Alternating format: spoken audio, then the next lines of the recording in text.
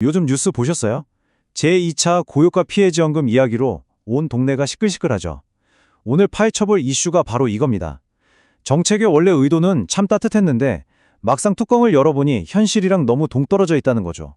특히 평범한 직장인들 사이에서 불만이 엄청나게 터져나오고 있는데 도대체 왜 이런 일이 벌어진 건지 지금부터 싹 다 정리해드리겠습니다.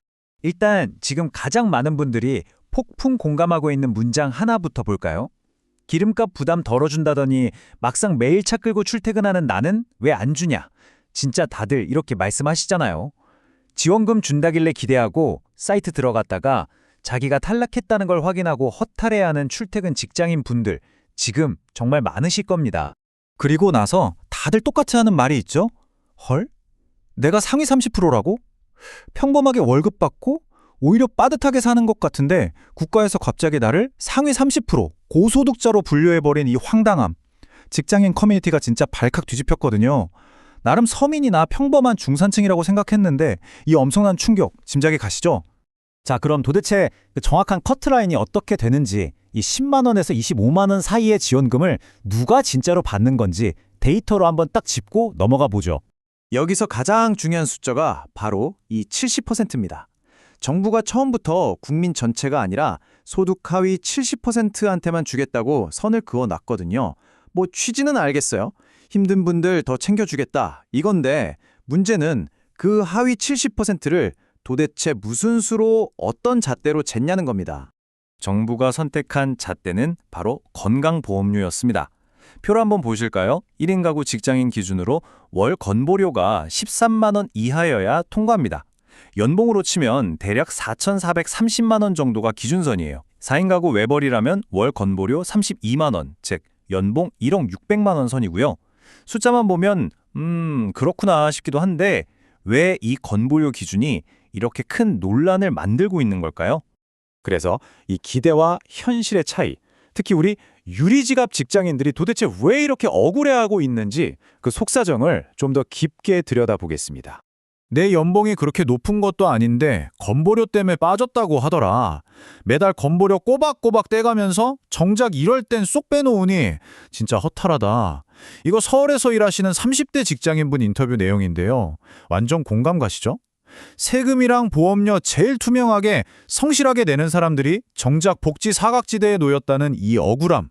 이게 지금 직장인분들이 느끼는 가장 큰 박탈감입니다. 게다가 불난 집에 부채질하는 게 하나 더 있어요. 바로 이겁니다.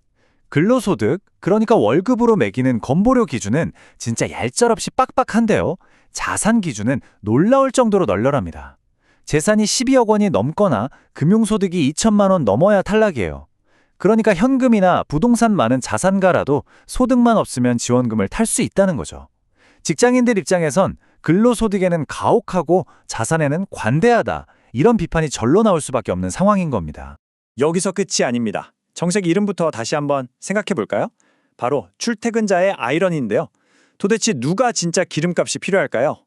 울산에서 일하시는 한 40대 분의 이야기를 들어보면 상황이 얼마나 아이러니한지 딱 보입니다. 지방은 대중교통이 부족해서 자차 출퇴근이 진짜 생존 필수거든요. 고유가 직격탄을 온몸으로 맞는 건 이런 분들인데 소득 기준 때문에 탈락했습니다. 반대로 지하철, 버스 인프라 빵빵해서 차가 아예 필요 없는 대도시 거주자라도 소득만 맞으면 기름값 지원금을 받아요. 이름표랑 내용물이 완전히 따로 놀고 있잖아요. 비판이 안 나올 수가 없죠. 자, 그럼 이쯤에서 정책을 직접 집행하는 정부, 행정안전부의 이야기도 한번 들어보죠. 그들도 나름의 현실적인 핑계, 아니 이유가 있지 않겠습니까? 행안부 입장을 요약하면 이렇습니다. 첫째, 예산 70%는 이미 국회에서 고정시킨 거라 우리가 맘대로 못 바꾼다. 둘째, 왜 하필 건보료냐고? 당장 급전을 쏴줘야 하는데 수백억 들여서 새 시스템 만들 시간이 없으니까 전 국민 데이터가 있는 건보료를 쓸 수밖에 없었다. 한마디로 신속성 때문이라는 거죠. 그리고 마지막으로 100%다 주는 게 아닌 이상 선별 과정에서 경계선에 걸려 탈락하는 분들은 수학적으로 생길 수밖에 없다고 항변합니다. 듣고 보면 또 굉장히 현실적인 약간은 뼈아픈 팩트 폭행이 숨어 있습니다.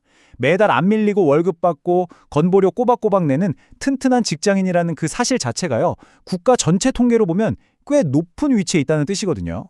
내 통장 잔고 보면 눈물이 나고 현실은 팍팍하지만 통계상으로는 떡하니 상위 30% 안에 들어가는 게 바로 대한민국의 냉정한 현실이라는 겁니다.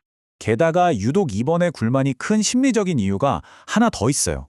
작년에 줬던 민생회복 소비 쿠폰 기억나시죠? 그때는 무려 국민 90%가 혜택을 받았거든요. 근데 이번엔 처음부터 70%로 깎였잖아요. 작년엔 분명히 받았는데 이번엔 쏙 빠져버린 그 20%의 분들. 그분들이 느끼는 박탈감과 온도 차이가 훨씬 더 예민하게 다가올 수밖에 없는 구조적인 문제도 있는 거죠. 자, 오늘 이슈 어떻게 보셨나요? 경제위기 상황에서 신속하게 돈을 푸는 것도 물론 중요하지만 세금 내는 국민들이 고개를 끄덕일 수 있는 정교한 잣대도 분명 필요해 보입니다. 행정의 속도와 현실적인 체감 사이에 이 커다란 간극, 과연 어떻게 좁혀나가야 할까요? 그리고 정책이 말하는 중산층과 우리가 현실에서 뼈저리게 느끼는 중산층, 이 진짜 괴리는 언제쯤 해결될 수 있을까요? 여러분도 한 번쯤 깊게 생각해 보셨으면 좋겠네요. 오늘 분석은 여기까지입니다. 함께 해주셔서 감사합니다.